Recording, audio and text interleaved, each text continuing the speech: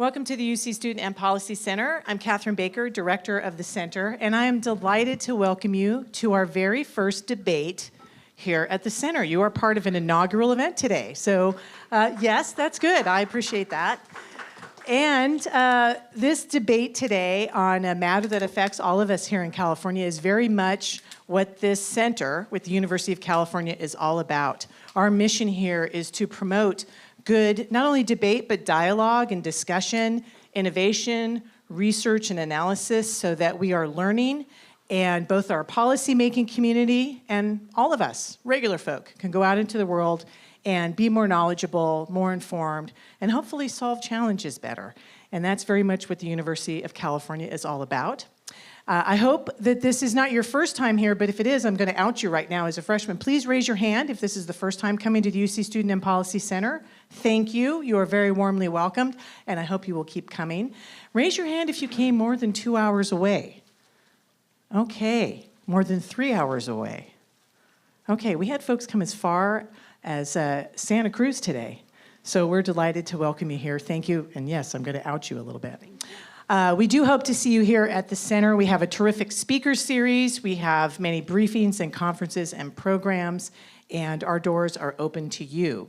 And we're so new at doing debates that the biggest thing that happened this morning is we had to find a coin to do the coin toss. None of us carry money with us anymore, but we did find one, and you're going to see part of that go down today. My job is over. I'm happy to welcome you here, except I do want to say, if you would like to make sure you get notices about events like this happening here at the Center, or provide feedback or even a suggestion for an event, please contact us at UCSPC, that's UC Student and Policy Center, ucspcinfo@ucop.edu. And I want to give a big thank you to our speakers and definitely to our moderators today. You're going to hear from them in just a moment. And to our partners, Capitol Weekly and CalMatters. I know they were a big part of putting this event together today. They've put a lot of energy into it, and we are grateful. With that, I'm going to turn it over to Rich Eisen and Juliet Williams from CalMatters and Capitol Weekly. We are in your good hands for taking it from here. Take it away. Thank you.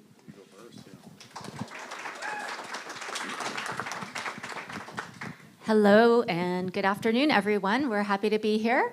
We're going to start off today with some opening statements from each of the sides. So, Patricia, if you want to introduce yourself and give your opening statement.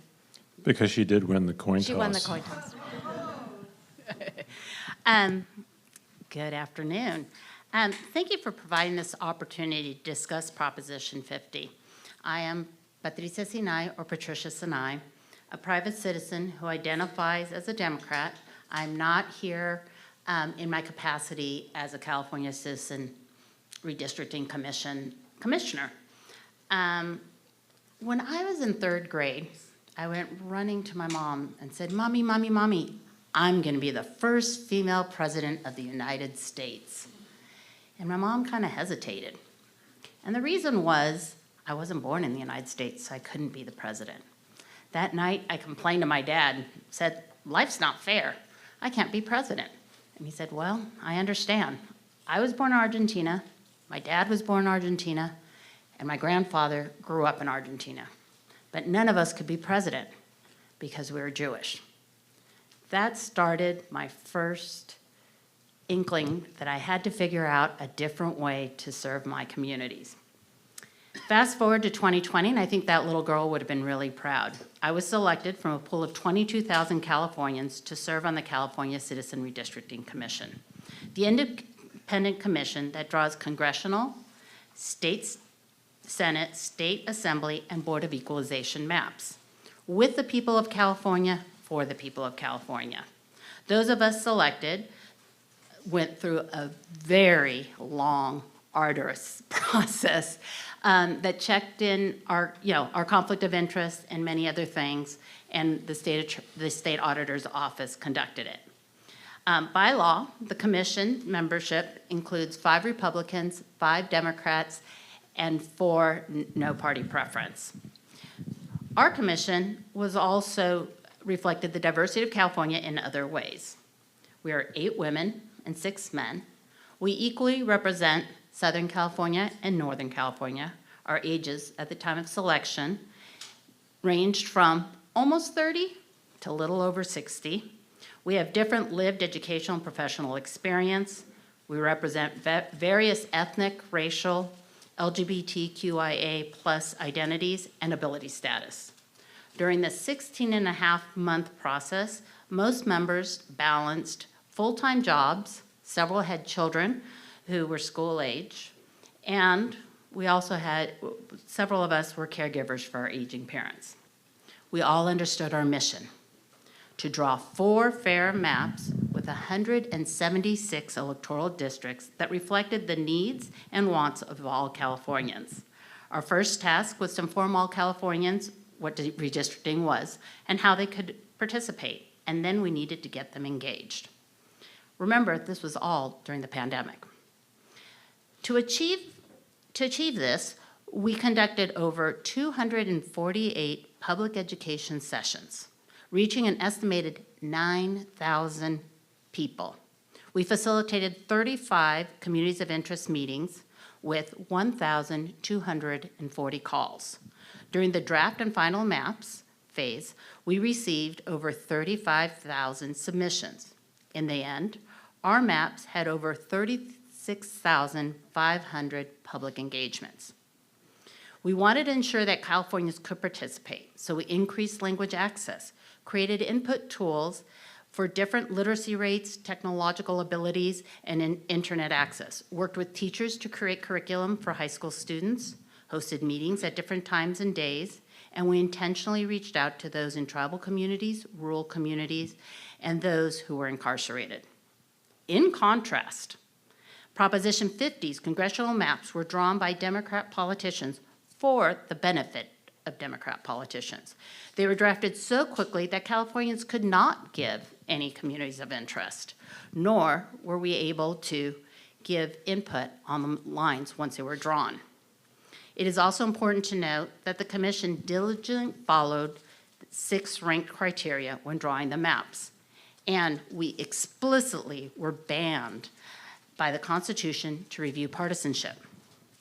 Besides the ability for Democrat politicians to win, we do not know what criteria was used to draw the Prop 50 maps because no summary or analysis has been provided.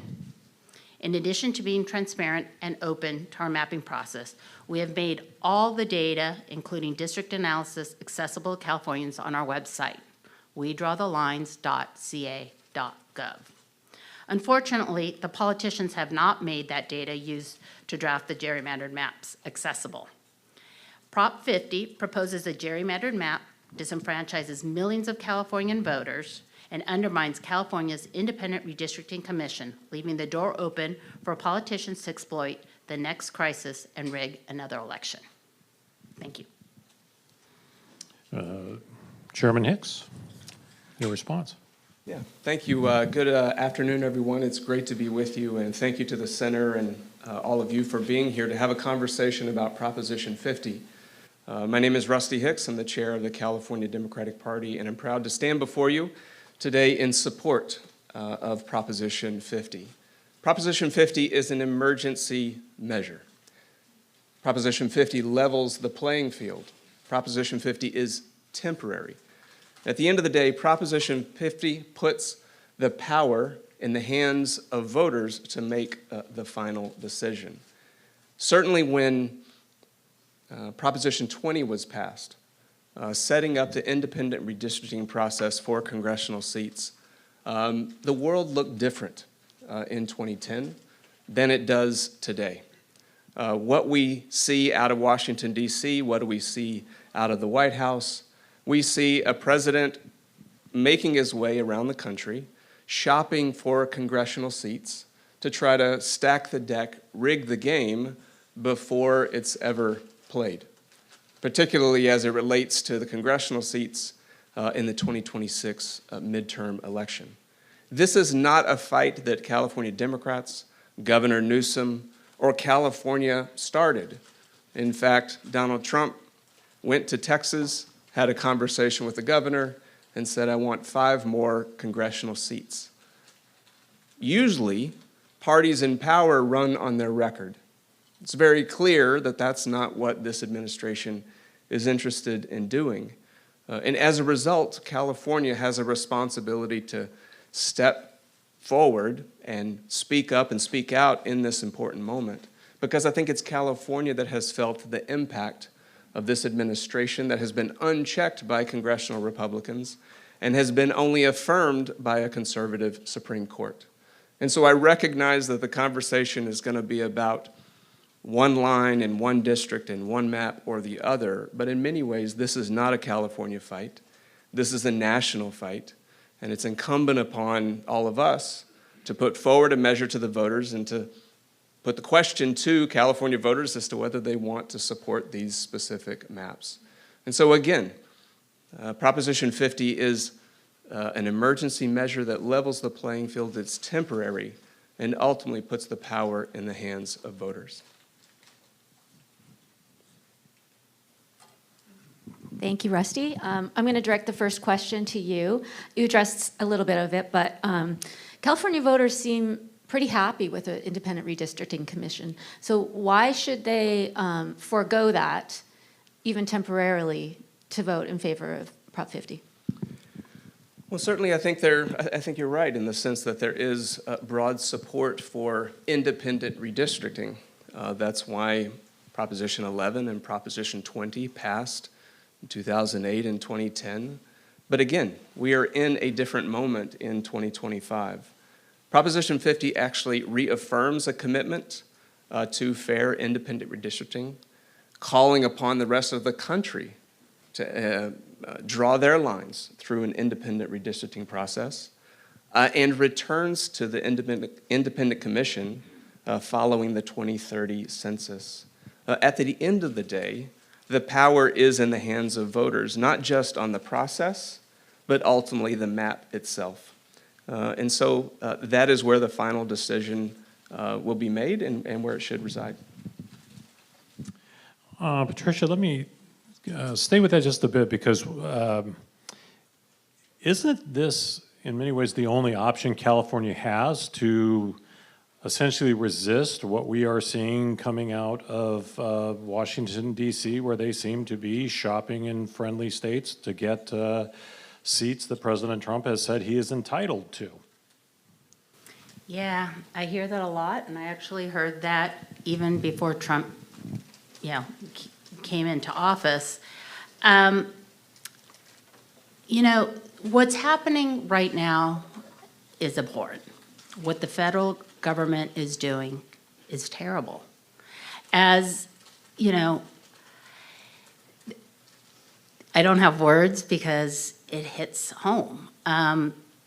Just a few weeks ago, a father was kidnapped by ICE 3 blocks from my home. We witnessed this while kids were walking to school in Parkdale Lane.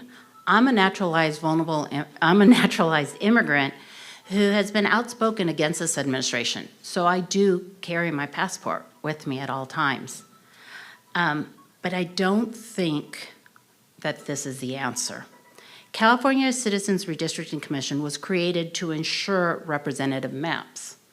Maps drawn by Californians, with Californians, for Californians. Fair maps lead to more competitive districts, meaning politicians must earn votes and stay accountable to the people they serve. We all win when politicians care more about the people they serve than power. And that's how we begin to change the system that allowed for these injustices to happen in the first place. We need to get together and make those changes. My community, when this happened, got together and we had a standing room only at the city council office that night and forced our majority Republican city council to take action to protect our immigrant neighbors. It wasn't the politicians, it was the people. California's gerrymandering is not fighting back, it's cheating. This is copying the very authoritarian tactics we Democrats have spent our entire lives fighting against. Voters go to the ballot box and their votes make a difference. That's the ultimate form of resistance. Sticking with you, Patricia, a recent Public Policy Institute of California analysis concluded that the Prop 50 maps that are on the ballot largely match the existing map on the sort of criteria the CRC was required to consider, racial and geographic representation. Do you agree with that? No. Yes, I can speak further on it. The way that they looked, well, first of all, we have no analysis, so I'm not sure what PPIC used to do their analysis. Second of all, communities have been cut apart. Just look at places like Stockton. Lodi was cut through in 3 different places. It's easy to say, to look at maps and look at it as maps, but not people. What created the California maps that we have right now are you, the voice of, it was voices of people from California. And that's one of the main reasons I don't agree with the analysis. Also, I think that talking about cutting districts is over here. It's a distraction. The truth is, cutting counties and cities. The truth is you have to cut cities, counties, because of the numbers. When you look at how we have to stick to certain numbers for each district. And people tell us, I will tell you, I'm from San Diego County. The city of San Diego is very diverse. You cannot put La Jolla, which is on the coast, predominantly very wealthy people, with City Heights, which is our Ellis Island. They wouldn't want to be in the same district. That was the input we needed when we drew our maps. Steve, sorry, I think it was me, right? I just wanted to offer Rusty an opportunity to respond. Well, I would simply say there's a reason why PPIC and UCLA's AAPI Institute spoke favorably about the maps that ultimately came forward and are a part of Proposition 50. Certainly strengthens AAPI representation and the opportunity to see the AAPI community support one of its own, affirms Latino districts, in fact includes an additional influence district, doesn't touch any Black or African American districts in California. And when we talk about splitting cities and counties, certainly the former commissioner knows that there are a series of trade-offs that are made in any map, whether it's the independent commission or through the legislative process. Lodi was mentioned, for instance. But as a result of the trade-off of splitting Lodi, you saw Martinez, you saw Vacaville, you saw Antioch be made whole.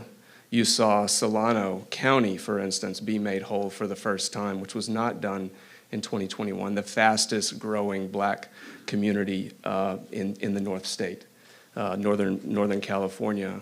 And so certainly, I understand we can talk about one line or the other. These are a series of trade-offs. And at the end of the day, the current maps before the voters, as it relates to Proposition 50, are as strong, if not stronger, than what was drawn in 2021.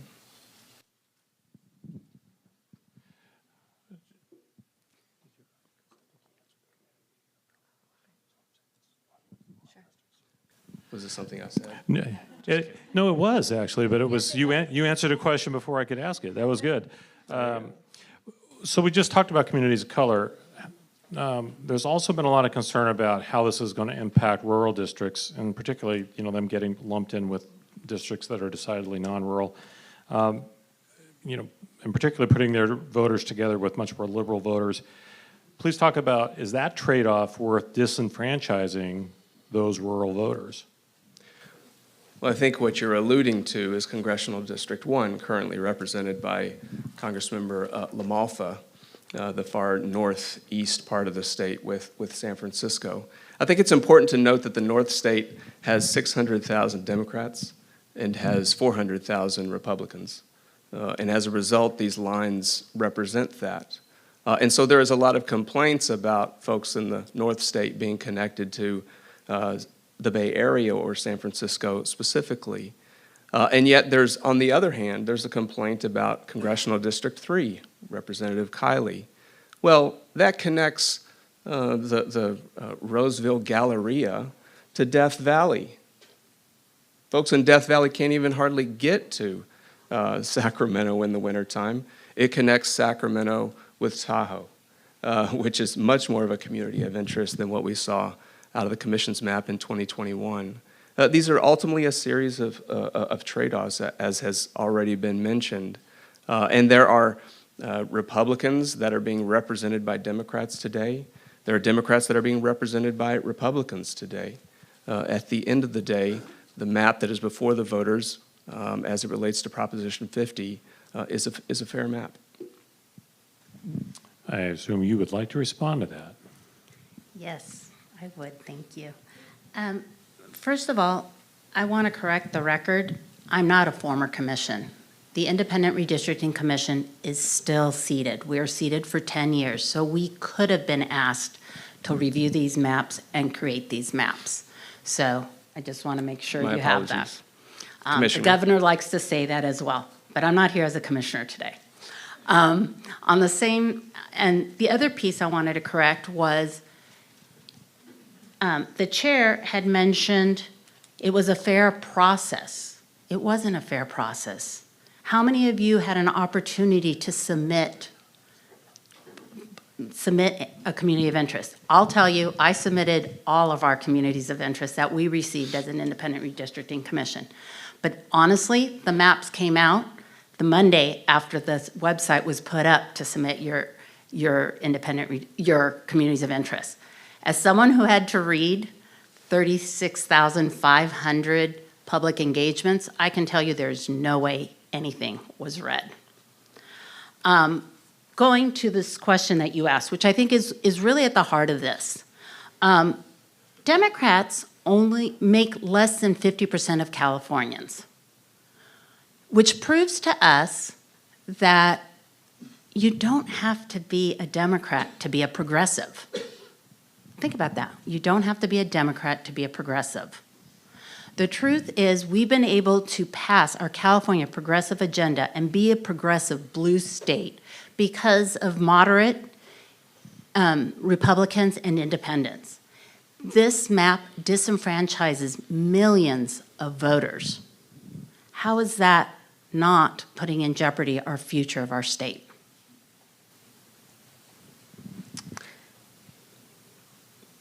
Well, first I would just say my apologies, Commissioner. I want to be clear, that was not an intention, extension of the Patricia, no governor. commissioner today. Fair enough. And the second is, you've raised a couple of times about disenfranchising voters and also said that Proposition 50 was an authoritarian move. That seems to be a bit of a stretch, given that it's ultimately before the voters for consideration. In fact, something that Texas did not do. They simply did it, took 5 seats, and that was it. In this case, there are potentially 5 more Democratic seats, but ultimately the voters will have the opportunity. All of you registered to vote, make your voices heard, and you'll have the opportunity as to whether we have new lines or not. Rusty, why should voters trust that we'll return to the Independent Redistricting Commission drawing maps after 2030? Will the Trump threat be gone from America, or will voters be asked to just do this again? Well, because that's what Proposition 50 says. That's the language in Proposition 50, which is to return to an independent redistricting process following the 2030 census process. Patricia, do you want to respond? I do, thank you. So if this is really about the current threat and about Texas, why was the trigger clause taken out of this initiative? Originally, it said we will only do this if Texas puts maps in place first. Do you all know that the Texas maps are actually in the courts? And they've been in the courts since they were passed? And they'll probably stay in the courts for a while, and they're not even going to come into place in 2026. But right now, we're doing a preemptive strike. We're doing this now, if the voters pass. The voters get to vote for all the districts. They do not get to vote for their own. So as much as we can say this is democratic, this is, the voter's choice, it's not the voter's choice. The way the voter's choice initiative was written was you got input all the way through the process. It was, the maps were to be drawn by Californians, with Californians, for Californians.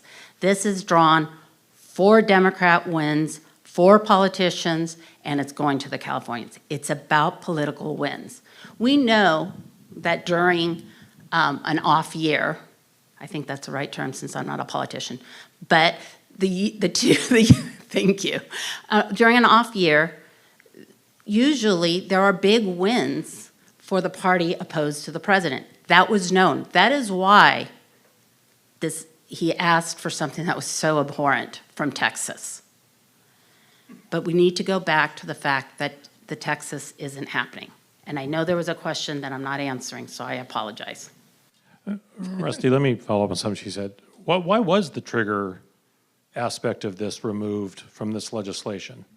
Well, I think there was a recognition that what has happened could potentially happen, which is these issues could end up in the courts. Obviously, Texas could turn on a dime and do something completely different because they have a different process than what we have here in California. But whether it's Texas or Indiana or Missouri or North Carolina or any number of other red states where Republicans hold state legislatures, you are likely to see a change in the maps of multiple states. California is the one place where you can fight back, that you can fight fire with fire, as has been said time and time again, and it's incumbent upon us to do so. I remember the question. Go ahead. Okay. You had initially asked, how can we guarantee that this is temporary? Yes, it is written in the proposition. Thank you for doing that. But what's not written in there is the reality that politicians don't like to give up power. That's why we have an independent redistricting commission. People were tired of the gerrymandering. They were tired of the politics.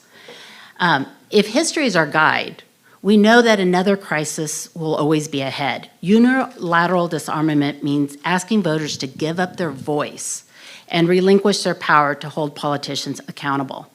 Now, that's exactly what politicians are asking voters to do with Prop 50. That is why I'm so concerned.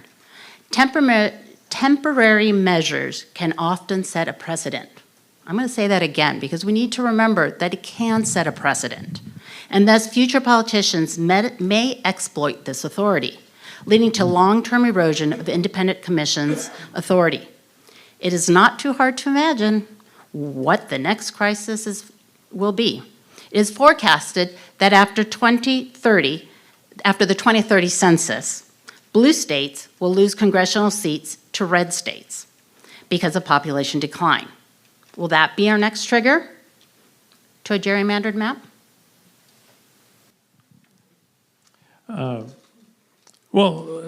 So Rusty, how does Prop 50 align or conflict with any state constitutional requirements or the Federal Voting Rights Act?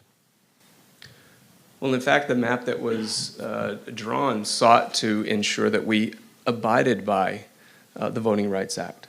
A part that is of the Voting Rights Act that's actually in question in the Supreme Court as we speak, the Louisiana versus Calais case, which could potentially unleash a whole different kind of gerrymandering around the country. And so certainly the lines that were drawn for Proposition 50 sought to abide by both the constitutional requirements but also the Voting Rights Act as well. Do you agree with that, Patricia? Well, it depends which Constitution we're discussing. So it may be that they abide by the U.S. Constitution, meaning that there's a VRA requirements and every district needs to be of equal size. It does not abide by the California Constitution, which said you needed to look at communities of interest and hear from communities of interest.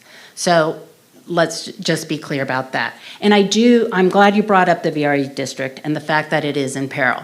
And I wish that we were putting more energy into fighting the Supreme Court and making sure that they understand that this isn't okay, or that the VRA districts are important. We already lost we already lost the Fifth Amendment piece of the VRA district.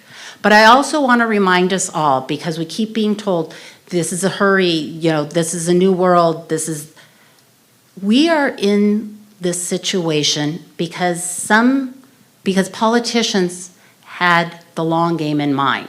Republicans didn't just put Trump into office and here we are. This was a very, very long game.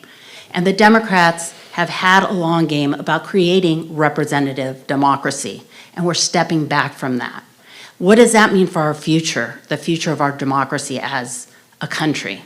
So I do hope that you all do fight to keep the VRA, the Voting Rights Act in place. I know it's hard to fight the Supreme Court, but also that you support representative democracy throughout our state and the country.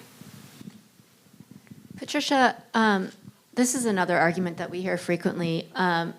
Given the negative impact of the Trump administration on California, we're already seeing, hundreds of millions of dollars, billions of dollars being cut.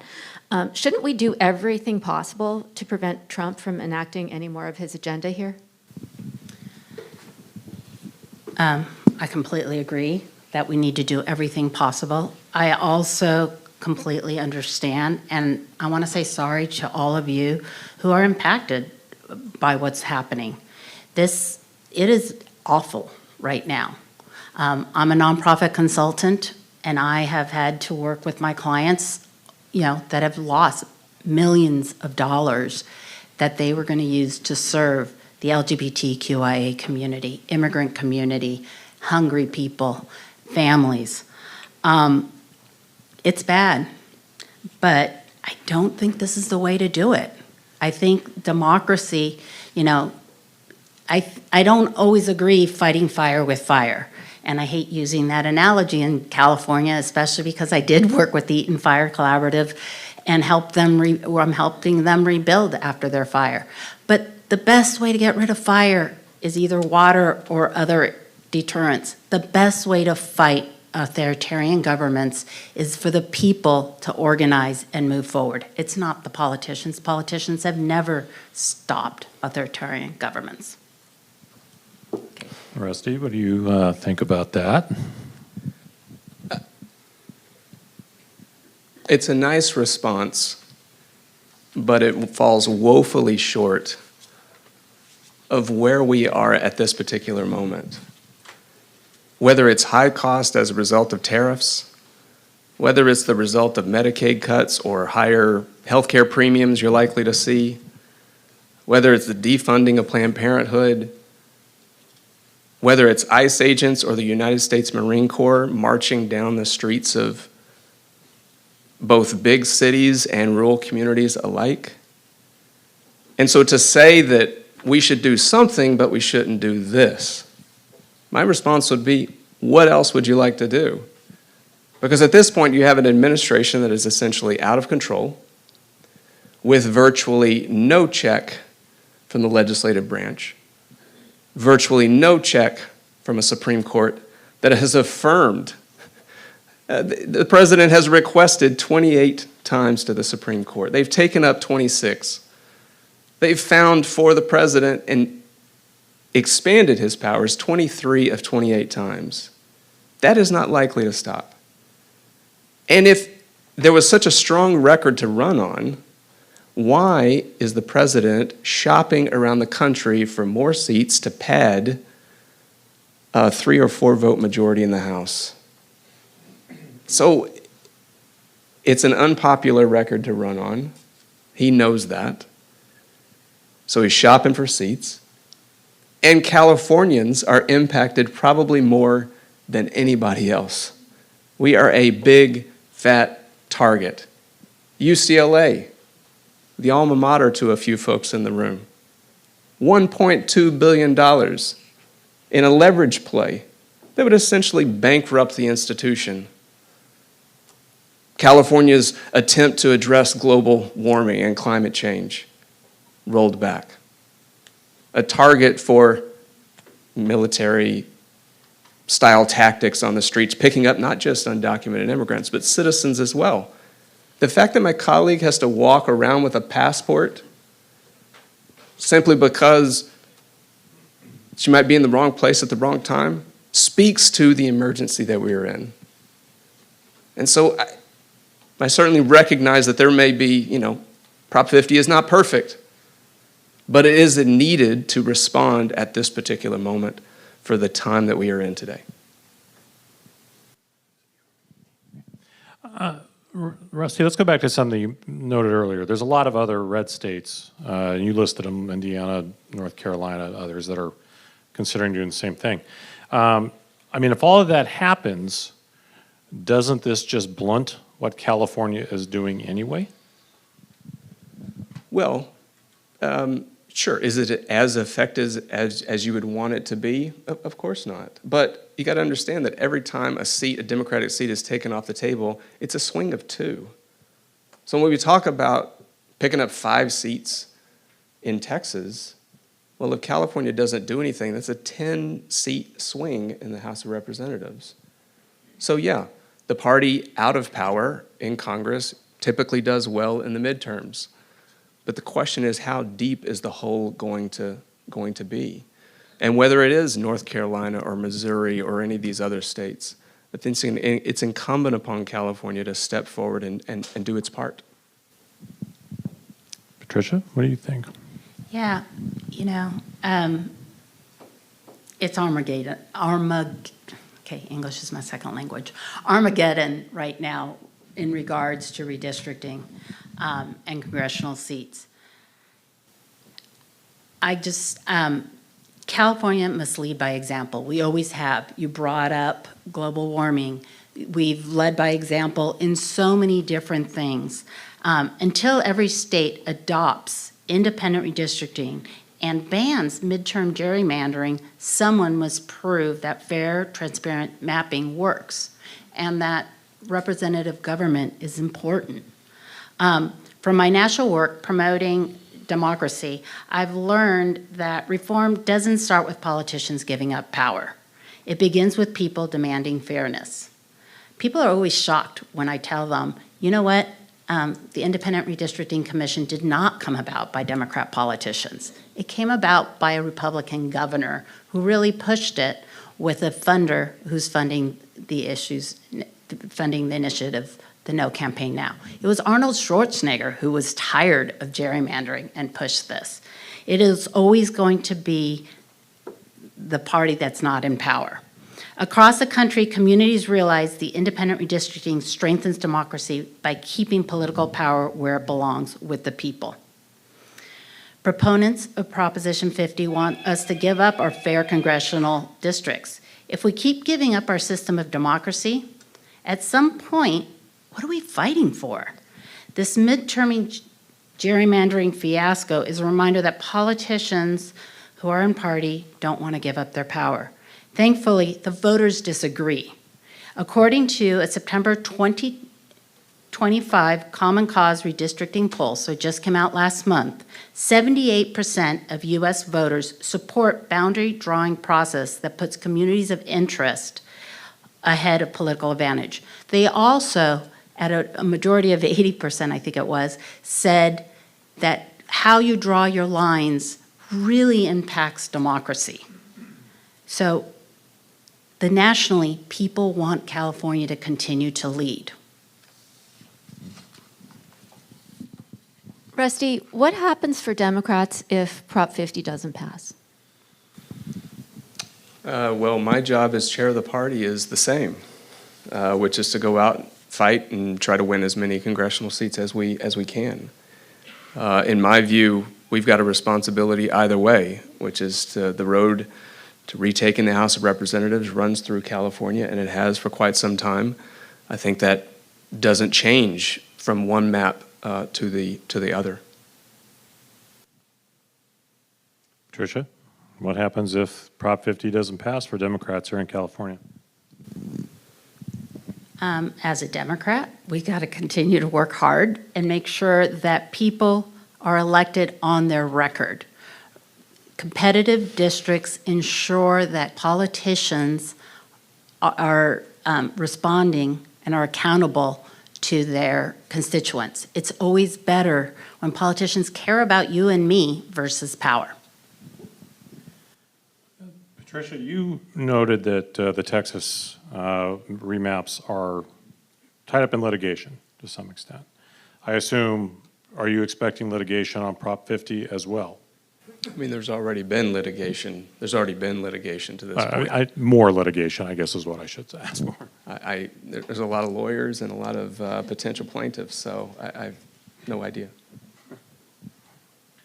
What do you think? So here's an interesting little tidbit. When this all first came up that we needed to do this, luckily I was no longer chair. I had just let go of my chairmanship, and we had a new chair. And he needed to figure out, do we need to defend our maps? Because the Constitution says, the California Constitution says that the commission needs to defend their maps. Do we need to defend our maps or not? What are we supposed to do? Well, we have a very small budget. So we were told, for legal counsel, use the California Attorney General. We called the Attorney General's office, and guess what? They told us it was a conflict of interest. So we kind of figured that. We figured the legislature wasn't going to give us a bigger budget right now. And therefore, we're like, okay, we're all right, because we've got the good government organizations, the ones that called us consistently and asked us to keep the process democratic. Well, guess what? Most of those organizations are standing out this time around. And so we've been left alone. Will there be, the reason this is going to the voters is because the Democrats couldn't do what they wanted to do. And it's been proven, it's been written up in the Politico. They wanted to do it without having to go to the people. And they were told it's too popular and it will automatically go to the courts. So this is coming to us as a way to get around ending up at the courts. Rusty, do you agree with that? News to me. And with no disrespect to anyone in Politico, I'm not sure I would necessarily believe that idea that was written. Certainly, it was passed by initiative. There was, I think, an understanding that would have to go back to the voters for a change. We're going to go to questions here in just a minute, but you've both mentioned Representative Kiley, who has proposed the idea of federal legislation that would ban mid-decade redistricting across the country. On the snowball's chance in hell that will ever actually make it to the president's desk and get signed, I guess we're not really hearing that much though about that from either side. About could not there be a lot of pressure put on Mike Johnson in the House of Representatives to bring such a bill to the floor and to try to actually get something like that through? And forestall all of this. Well, Mike Johnson probably needs to call over to the White House and ask if he could bring that to the floor. Congressional Republicans have gone so far as to not swear in a duly elected member of Congress in Arizona. Why? Because she had affirmed that she would be the 218th vote to release part of the Epstein files.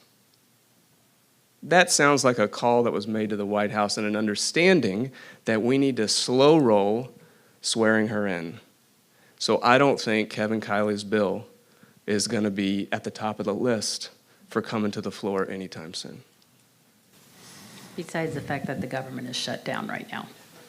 Well, that notwithstanding, though, I mean, No, I hear what I you're think saying. a lot of people agree with you about some of the things we're talking about with barring mid-decade redistricting. But I mean, how realistic is that? Yeah, I'm a huge proponent of the John Lewis Act. And during the Biden administration, it did pass the House, never made it through the Senate. There are initiatives that we need to push. The John Lewis Act have pieces in there about voter rights. We need to push for better voter rights. We need to push for independent redistricting commissions across the whole country. And we need to also push, I will tell you, I never had midterm redistricting on my bingo card, so this was a new one for me. We joked around why we have 10-year terms, and then we figured it out. But I think that it's not there isn't going to be one solution. And the chair keeps saying, why isn't the Republicans running on their strong record? Why aren't the Democrats running on their strong record? Why do we feel that we need to rig our elections here in California? Why aren't we supporting those candidates? Independent redistricting commissions have created the most diverse state assembly, state senate that's ever been possible. When you rig elections, new candidates can't run. Okay, I swear we're going to go to questions. I have one more thing, though. If you got your questions, get ready. Because we talked really briefly about communities of color. Is it not a fact that the districts that we're talking about in Texas, they're pretty much breaking up communities of color? And all of those district changes are going to deeply and negatively impact communities of color. So I know what we're talking about here in California, but that is a big issue as part of what is happening in Texas. So how do you rationalize being okay with that and not being okay with California doing something to try to counter that? Who said I was okay with Texas? I think what Texas is doing is abhorrent. I think all gerrymandering is abhorrent. I think that representative democracy is the way to go. And the more that we can ensure that people have a voice and they get to vote, the better it is for all of us. I apologize. I did not mean to infer that you were okay with it. I'm just speaking in general. But Rusty, do you want to have a last word on that? I think No. all has been said that needs to be said. All right, well, with that, we are going to turn it over to the audience for some Yeah. questions. Okay. I do have one question first from a member of our, from a college journalism fellow at UC Davis. Go Aggies. Cue to Catherine for that. Are there any signals about how the youth will vote on Prop 50? Is that a demographic that either side is targeting? I know you're not on the campaign, Patricia, but maybe Rusty, you can talk about your efforts in that respect. Well, certainly, we're going after all 22 million voters in California from north to south, east to west, and certainly young voters on college campuses or in communities are an important part of that.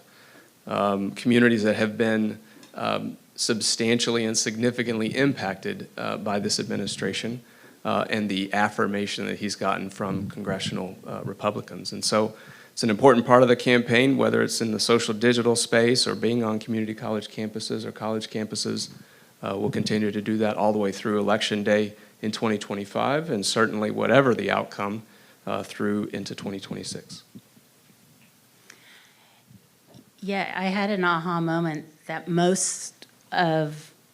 a lot of people have never lived in a gerrymandered California. And so the youth, I told my 17-year-old and my 19-year-old where I stood on this issue. My 19-year-old can vote, my 17-year-old can't. And both of them kind of looked at me and said, "Of course, Mom, why would you not?" And then my 17-year-old said something that really stuck to me. He said, "How does going back on all the good stuff we've done for California's democracy help our national democracy?" And that's a piece I keep sticking to, and I keep thinking about. And I hope all students vote. I know my daughter's out there right now watching me, and she's doing a watch party at UCLA. Go Bruins. Go Bruins. And so I've encouraged everybody to talk about this. Students, please have these conversations because we need everyone's voice. All right, with that, if you've got a question out there in the audience, please, I see a hand, and my colleague Tim will get you a microphone. Rusty, thanks for being here. I appreciate you taking your time. I know you're busy these days. Something you said earlier kind of caught my attention. You said that it's a different day than 2010. But is it because Democrats and Pelosi and Padilla, they all opposed Prop 27 or Prop 20, and they were for Prop 27. And this was just, they poured tens of millions of dollars to try to repeal the Redistricting Commission. That was only 2 years after Prop 11 in 2008. So I'm just wondering, like, what's different today than your opposition then? Well, anyone who would say that 2025 looks a lot like 2010 isn't looking around, isn't reading the paper, isn't watching TV, isn't on social digital, has their head in the sand. No, I'm talking about the world that we are living in with an out-of-control administration that seems to be affirmed time and time again by congressional Republicans in Congress, and a Supreme Court that continues to consolidate power in the executive. And it's important that California, led by California Democrats, step back and push back at this important moment. I see a hand over here, Tim. All right, Mike is coming your way. And then any up front, be sure to raise high. Hi, I think it's pretty clear that nationally, Democrats have essentially been bringing sticks to a gunfight. And you know, your suggestion, this is to Patricia, is for more people to participate locally. And we did see that during the first Trump administration. A lot more people went to Democratic Central Committees, they went to city councils, they went to state boards of education and their local education boards too. And that hasn't resulted in any national gains. So then what can we do to fight back now that healthcare is in danger? People's parents are being kidnapped off the streets. If not Prop 50, what can we do when we know that this localized plan hasn't worked in the past? I would argue it does work locally, and to ask the parents that are walking their kids to Parkdale Lane and that a sheriff is sitting there now so that the ICE and Border Patrol, because we get both in San Diego, we're very lucky. But I hear what you're saying, and I think that that's a real concern. I have, two LGBTQIA nephews and nieces, and we talk about this often. It is hard, but I do think that things are working. We have seen some off elections where Democrats have won. We've also seen that nonprofits, a lot of the advocacy groups are taking things to the courts, and they are that the lower courts are working. In addition, think about all the economic boycotts that are happening, and it is stopping. I don't think that gerrymandering and taking votes away from Californians is going to help. All right, we got a question up front. Let's go to the front of the room, if that's all right. Yes.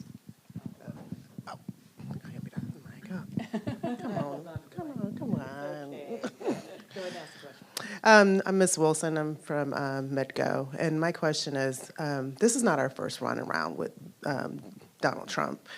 We had the same issues in his first election, snatching people off the streets, putting them in cages and things like that.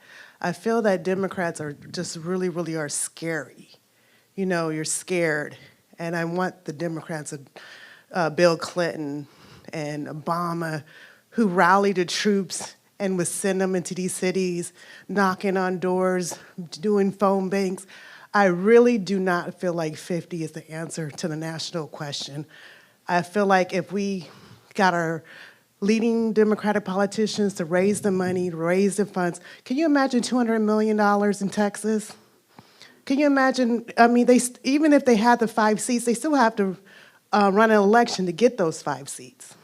$200 million in Texas, and you take all these people in California who has the highest unemployment rate, and you say, hey, we'll send you to Texas, represent the rest of the state of California and the country, and let's get these 5 seats back in the Democratic Party. Patricia, is that what you're talking about when you talk about people power? Thank you. Yes.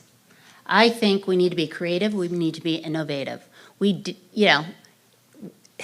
2020, the Democrats did have the the president, and had a majority in Congress, and things were not codified. The politicians did not do their job and did not prepare for what could happen. It wasn't that we didn't think it would happen again or it could happen worse. They didn't prepare. The way that we we've been doing things in California is we do it in partnership with independents, with Republicans, and with Democrats. And it's important. Politicians play a game of power. We, the citizens, need to play a game of trying to figure out what is the greater good. We need to not be afraid to talk across party lines. We need to be able to try things that are risky. And we need to be able to say, no, I'm sorry, politicians, the power stays with us. I'm sorry, the Democrats did not have the presidency in 2020? Yes, I mean, blah, blah, blah. We did have the presidency after 2020. So yes, so. After January 20th, Of January 2021. 2021, yes. But what I meant was during the Biden administration, if you want me to call out names.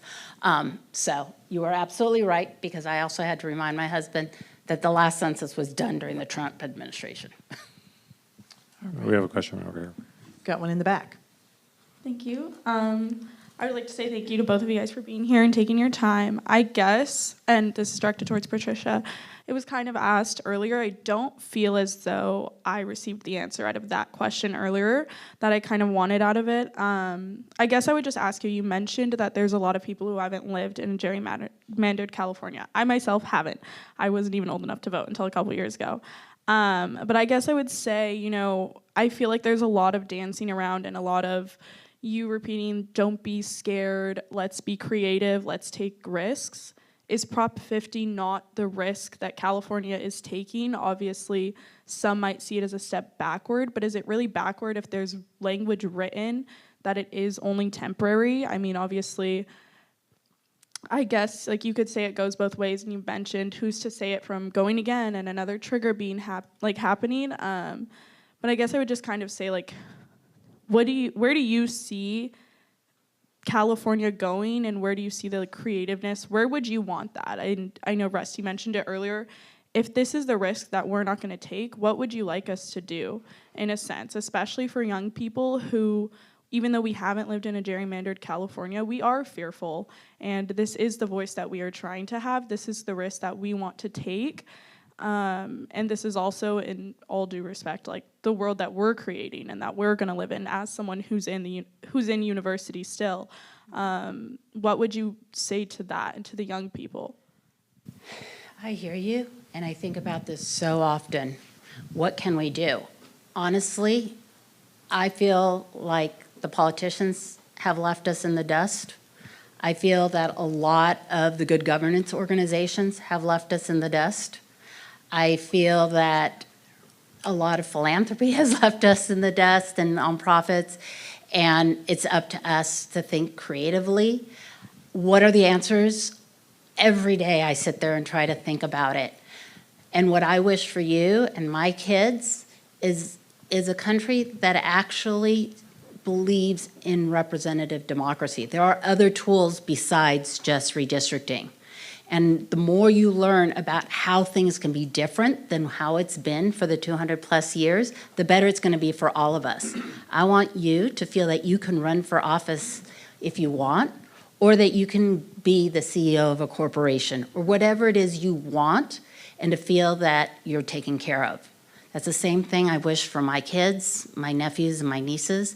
What are the answers? Those are the conversations I wish we were having, and I also wish, as you were saying, that we were investing the $200 million plus right now in investing in people-powered democracy. Tim, I think there's a question right here. And I did have one question from our remote viewers, and I think this is probably for Rusty. Can you talk about the actual process of Prop 50? If it does pass, what happens in 2030 when we go back to the Redistricting Commission that does not require a vote? Can you kind of walk us through how the actual process would work if this does pass? What happens in the next few elections, and then what happens to the Redistricting Commission? That's a question we have from our remote viewers. Do you want me to answer it? Well, certainly, I was going to turn it over to my Perfect. colleague who may know, but I would simply say it says in the ballot measure that we return back to the independent commission process that we've had in 2021, So that process would take place after the 2030 census. It's important to note that we still have 3 out of the 4 maps that were drawn by the Independent Redistricting Commission and Californians. The process, we are still, no matter what happens, the commission is still going to work on the transition between the 2020 commission and the 2030 commission. And that means ensuring that the 2030 commission has an easier go at it than we did, that they have the right budget, that they have some staffing. We're all discussing all those things and making sure that we have a robust outreach so we get a lot of applicants. Some of you students, think about that, put it in your calendar. We will need new people to apply for the Independent Redistricting Commission. And from there, we will do the same process that's in the Constitution with the auditor's office. Patricia, can you elaborate on that a little bit more on what you think that the commission needs going forward? And do you think, given that the legislature is controlled by Democrats, that you're going to get that if this passes? Yeah, I mean, in the amendment, it says that we're supposed to get the money that we, not in the initiative, but in the Constitution, it says that we get, that we request funding and we get the funding that we need. Obviously, it's a negotiation. We don't get a blank check. But I'm an optimist, so I keep hoping that, yes, we'll still get that support. I can't tell you more because that would be, we as a commission haven't sat down and thought it all the way through, but we will be planning and working towards a successful 2030 redistricting commission. I know there might be more questions, but we need to go to our final statements from each person. I will say this, thank you both for being here. I've been doing this 30 years. This is the first time I've ever seen general interest in redistricting. So that unto itself is a tremendous thing. It may be the last, so just enjoy the moment. Who had the first opening statement? I already forgot. I did. Okay, so Rusty, you lead this one off, and you can close us out. Well, again, thank you for the opportunity, and it's been great to have the conversation on an important measure, Proposition 50. Obviously, I would argue that democracy itself is in many ways on the ballot. And yes, we are in a different day and age in 2025, and I don't have to repeat what you all and we all are living through every single day. At the end of the day, Proposition 50 is an emergency measure that responds to what Texas and other Republican-held states have done. It is temporary. We go back to the independent redistricting process in 2030 and ultimately puts the power in the hands of voters, not just for the process, but for the maps themselves. So I urge you, each and every one of you, to make sure you get those ballots in and vote yes on Proposition 50. Patricia, you can close us out. Thank you. Kind of like I got to open and close. Many of us are conflicted about Proposition 50. That's okay. I was conflicted. And sometimes I still am, like when my neighbors were kidnapped by ICE. But what the federal government, and let's be clear, what the federal government is doing is abhorrent. What Texas proposes to do is abhorrent. What is happening is terrible. But gerrymandered maps are not the appropriate response. They will lead to more polarization. My abuelo, who once fled the country of Argentina under political persecution, would often remind me, don't follow political parties blindly. When an authoritarian begins dismantling our democratic institutions, that is the exact time we need to stand up and fight for our democratic systems. With our independent commission, California has shown the nation that there is a better way. As I've told you, I have family in Peru and Argentina, and I began my career in the 1990s promoting human rights and building democracy in Latin America. So I know what authoritarian governments can do.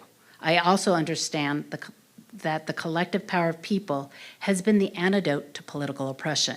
You're the antidote to political oppression.